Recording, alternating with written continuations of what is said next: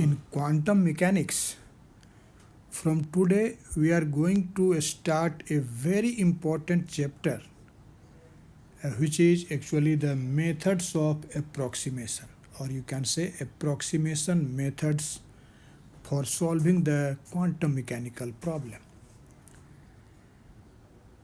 As you know, whenever I start a new chapter in any playlist, my first lecture is regarding the introduction, a brief introduction regarding that chapter, so that you have a concrete idea of the problems which will be dealt in that very chapter. So this is our first lecture on this approximation method, and therefore in this first lecture I would like to introduce you this approximation methods. Why this approximation method is needed, what are the different approximation methods. In a qualitative way, in very brief, I will introduce you, so that when you will learn about these approximate methods, then you will feel an ease and enjoy the lectures. Okay. You know, what is the general technique of solving a quantum mechanical problem? Whenever you solve any quantum mechanical problem, particularly by using the Schrodinger quantum mechanics, our first equation is simply to write down the Schrodinger equation for that very problem. Okay, this is called Schrodinger quantum mechanics, and actually this approximate method is just an outcome of Schrodinger quantum mechanics.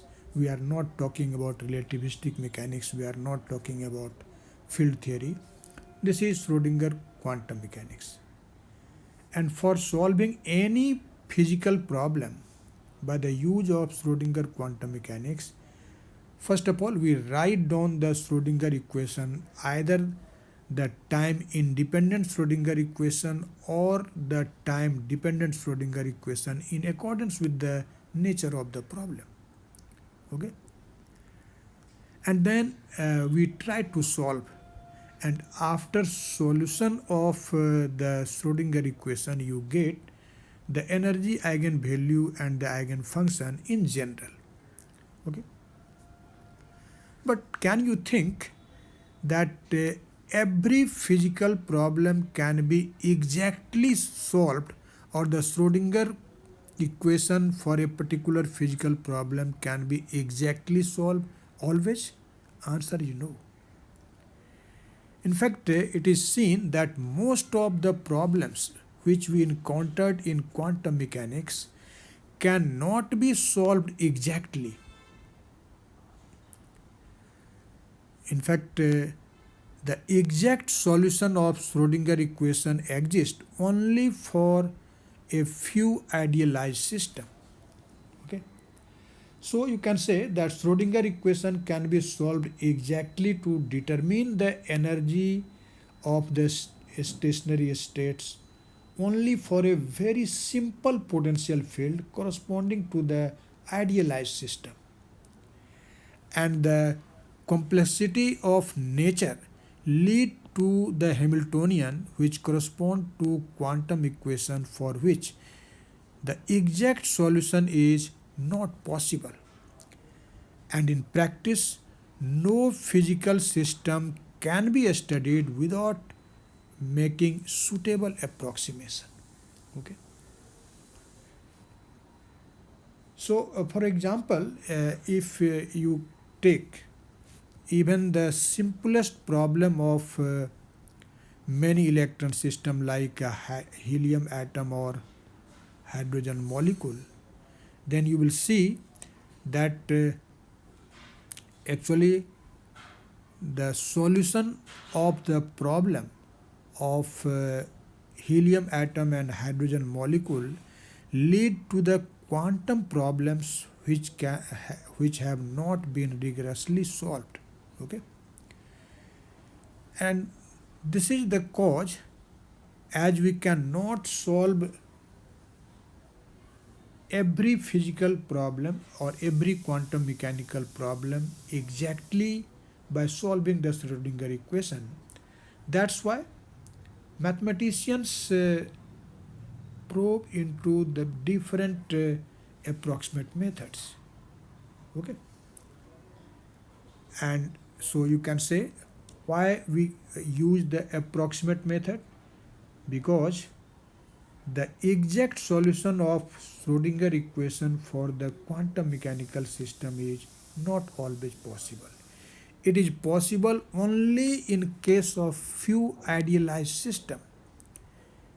But if you are talking about a real physical system, almost in all physical problem, the exact solution is impossible. And that's why so many approximate method has been developed or devised to solve such problem. Actually, this approximation is a very strong tool of mathematics. Where exact solution is impossible, we always follow the approximate value or approximate method. Okay. So what are these approximate methods? In fact, whenever we set up Schrodinger equation to solve a quantum mechanical problem, the Schrodinger equation is simply in terms of the Hamiltonian operator, that is, you always write H operated on the eigenfunction psi, and that is equal to E psi. Here I have written Kate psi. Okay. So this Hamiltonian plays a vital role in any quantum mechanical problem, because our basic equation for solving the problem on the basis of Schrodinger quantum mechanics is Schrodinger equation, and Schrodinger equation is written always in terms of Hamiltonian. And in accordance with the nature of the physical problem, this Hamiltonian may be time independent or time dependent. So there are two categories of the physical problem. One is called a stationary state and or time independent problem, and another is called time dependent problem. Okay. So on the basis of this very fact, broadly we divide the approximation method in two categories. Okay. The first one is called approximation methods for time independent states, or you can say stationary states, and another is called approximation methods for time dependent states. Okay. Actually, we will learn about both of these approximation methods. First of all, we will learn about the approximation method for stationary states, and after that we will learn the time dependent problem. Okay. When you say that we are talking about the approximation methods which deals with a stationary state, definitely in that problem the Hamiltonian will correspond to time independent Hamiltonian. Okay. But if there is an evolution of time, Hamiltonian depends on time, then such problems are solved by the approximate method for non-stationary states or time dependent Hamiltonian. Okay. Actually, to study the stationary states, we focus on three approximation methods. If your focus is on solving the problems of a stationary state or time independent state, then there are basically three approximation methods which I have written here. The first one is time independent perturbation theory, another is called the variational method, and the third one is called the WKB approximation. Here this abbreviation WKB stands for Wengel, Kramers and Brillouin.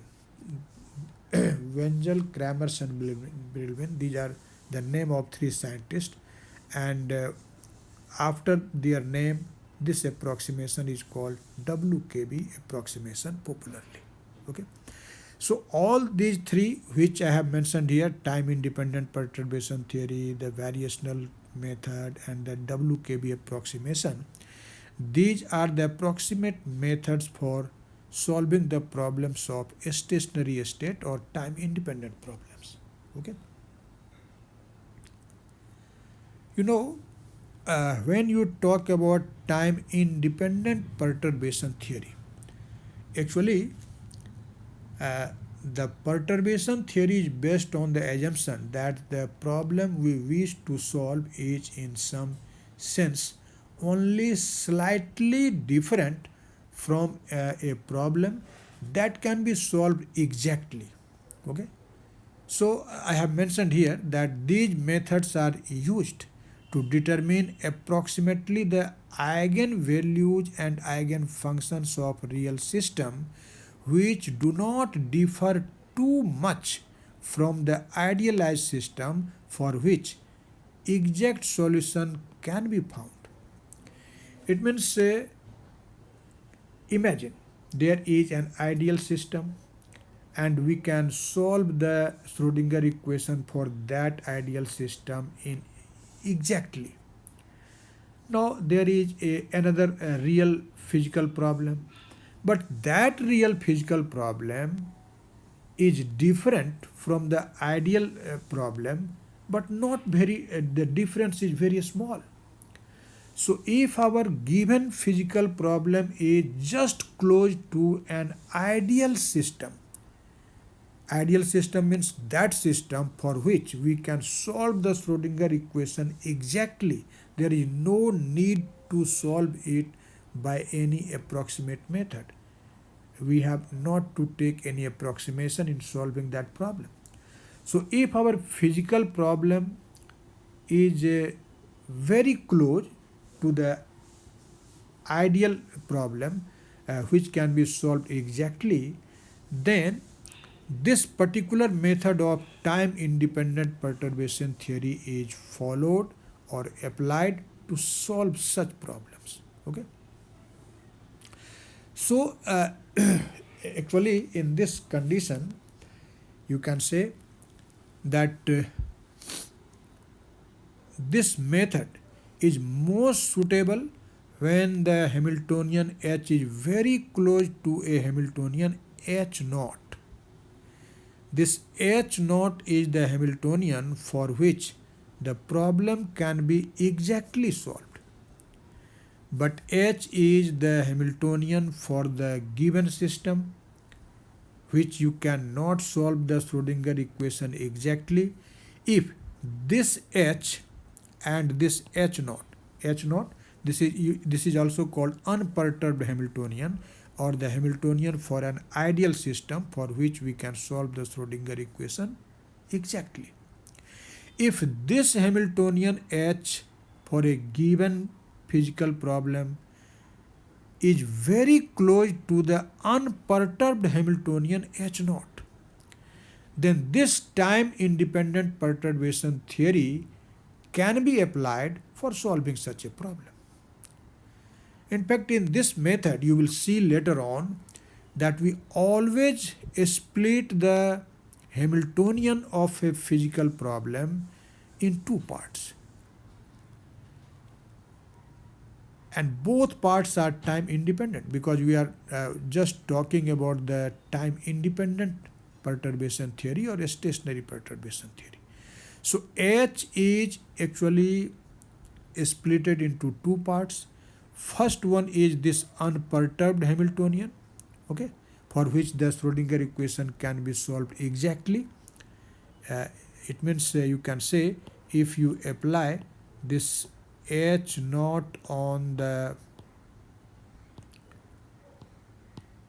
eigenfunction psi n, then you get E naught n ket psi n. This is the Schrodinger equation, and this equation can be solved exactly. So you can say that H naught is the Hamiltonian for an ideal system for which Schrodinger equation can be solved exactly, or you also call it the unperturbed Hamiltonian. But this H is slightly different from H naught, and so when we add this HP in H naught, then we get H.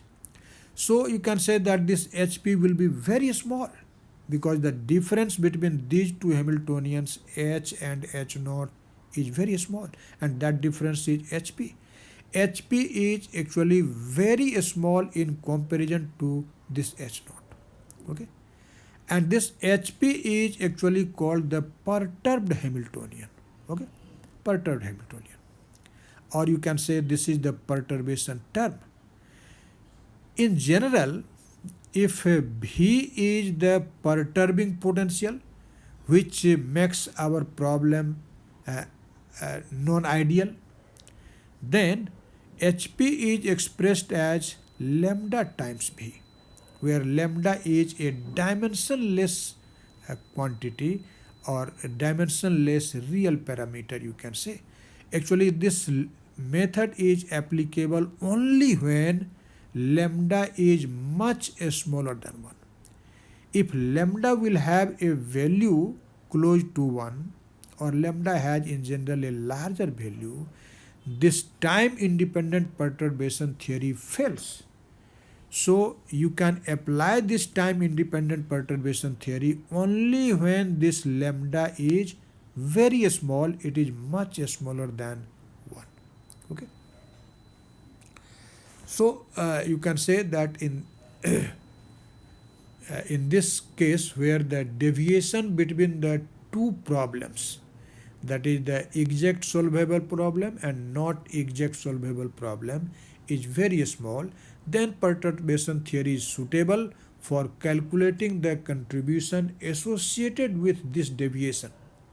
Actually, this contribution is then added as a correction to the energy and wave function of the exactly solvable Hamiltonian. So in such problems we always find the correction term and how much energy eigenvalue is different from the exact solvable equation, and that correction term is then added to get the exact energy eigenvalue and similarly the eigenfunction. Okay. So you can say that perturbation theory builds on the non-exact solution to obtain approximate solutions. Okay. So this is the first approximate method for solving the stationary state problems. Okay. Now, as I have told you that the another approximate method for solving the problem of time independent Hamiltonian is variational method. Okay, this is called variational method.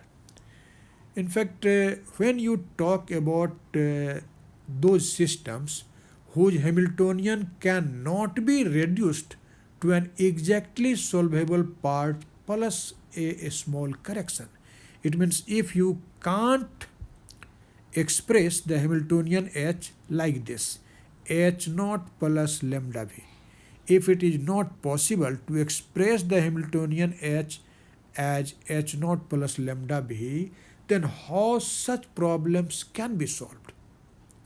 In fact, when the Hamiltonian H cannot be expressed as H naught plus lambda V, for those problems we may consider the variational method, or you may consider the WKB approximation. So you can say where the time independent perturbation theory is not applicable, then we seek solution in terms of either the variational principle or variational method or by the WKB approximation. Okay. But till now we are talking about the variational method. Okay. In fact, when you talk about the variational method, this method is particularly useful in estimating the energy eigenvalues of the ground state and the first few excited state of system for which one has only a qualitative idea about the form of the wave function. So this method, which is called variational method, this particularly talks about the problems of excitation of atoms and molecules. Okay, and if you know the ground state energy, which can be found by a exact solution of Schrodinger equation, then you have to find the correction term, and when you will add that correction term in energy eigenvalue, then you will get the energy of excited states. Okay, but by this method we can't obtain the energy eigenvalue of several excited state, but you can find the energy eigenvalue only for the first few excited states, not very higher order excited states. Okay, now as I have told you that when you solve the problem by time independent perturbation method, then this parameter should be very small. Only then that method is applicable. But if let us consider that lambda is not small, it has a large value, then time independent perturbation theory fails. You can't use that method to solve the problem, but this variational method may be used to solve the problem when the value of lambda is large. It is also applicable when lambda is small, but when lambda is small, then we follow the perturbation theory. But if lambda is not small, if in that very case you can solve the problem by applying the method of this variational method of approximation. Okay, so I have mentioned that this method is independent of the value of lambda and applies even in the case when a perturbation is large. Even in large perturbation case, this variational method can be applied. Okay. Now we will talk about this WKB approximation. When this WKB approximation is applied, okay. In fact, when you talk about the WKB method, this method is actually useful for finding the energy eigenvalues and eigenfunctions of systems for which classical limit is valid. Okay, and so this method is also known as quasi-classical approximation or phase integral method. Okay, and as I have told you that this method is useful for finding the energy eigenvalues and eigenfunctions of system for which the classical limit is valid. When you say that classical limit is valid, then what does it mean? In fact, in this case, or you can say that when we talk about this method of approximation, which is called WKB approximation for solving quantum mechanical problems, actually this is based upon introducing correction to the classical description. And this method is based on the limiting transition from quantum to classical mechanics. Quantum to classical mechanics. Okay? And when you say quantum to classical mechanics, this is a transition from quantum to classical mechanics. Generally, we think about the transition of classical mechanics to quantum mechanics. But in this method, you will see there will be a limiting transition from quantum to classical mechanics. This is just analogous to the transition from wave optics to geometrical optics. Okay, and it is applicable when this method is applicable. The necessary condition for the applicability of this method is mass of the system should be large. Okay, energy should be high and the potential should be smooth. When you say that potential is smooth, what does it mean? It means this method is not applicable near classical turning point where the momentum is zero. Okay, so you can say that this method is helpful when the behavior of micro objects differs only slightly from the classical behavior. Okay, only then this method is applicable. So this method is actually based on the observations that for a large value of momentum of a particle moving in a sufficiently smooth field, the equation of motion of a particle differs little from the classical Newtonian equation, and that a classical discussion of quantum system is approximately justified for the motion of particles with large momentum in a potential field with a small gradient. So this method is valid when the change in momentum of the particle over a wavelength is much less than the momentum itself, and when the wavelength of the particle varies only slightly over distances of the order of itself. Okay, only this method is valid. So we have talked about the three approximate method, and all these three approximate method are applicable in case of the time independent problem. So whenever you will solve any physical problem by any of these three approximate method, the technique is same. In fact, the application of approximate methods to the study of a stationary state consists of finding the energy eigenvalues En and the eigenfunctions k psi n of a time independent Hamiltonian H, okay, that does not have exact solution. So primarily you can say, when we will solve any problem by applying any of these three approximate methods, our prime aim is to find the energy eigenvalue En and the eigenfunction psi n for a problem which cannot be solved exactly.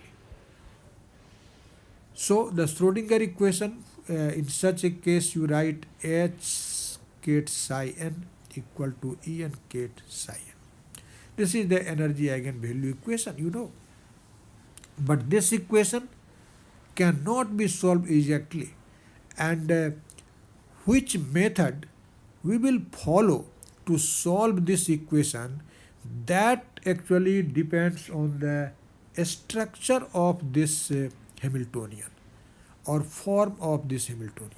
So I have mentioned here, depending on the structure of Hamiltonian H, we can use any of the three methods mentioned above to find the approximate solution to this eigenvalue problem.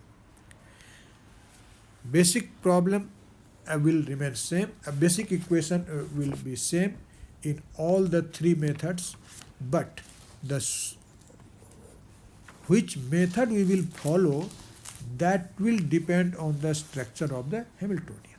Okay, so till now we have talked about the approximate method suitable for the time independent problem, but as I have told you that there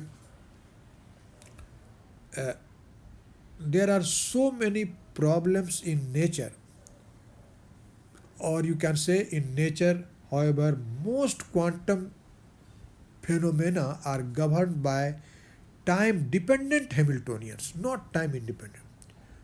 In most of the cases, in most of the physical problem, the Hamiltonian is time dependent. So after learning uh, about the three approximate methods for solving the stationary state problem, in the next chapter we will start to learn about the solution of problem by the approximate method, in in case of which the Hamiltonian will be time dependent. Okay. In fact, when you study the structure of molecular and atomic system, then you need to know how electromagnetic radiation interacts with these systems. Molecular and atomic spectroscopy, deals in essence with the absorption and emission of electromagnetic radiation by molecules and atoms. Now, as a system absorbs or emits radiation, it undergoes transition from one state to another. Okay?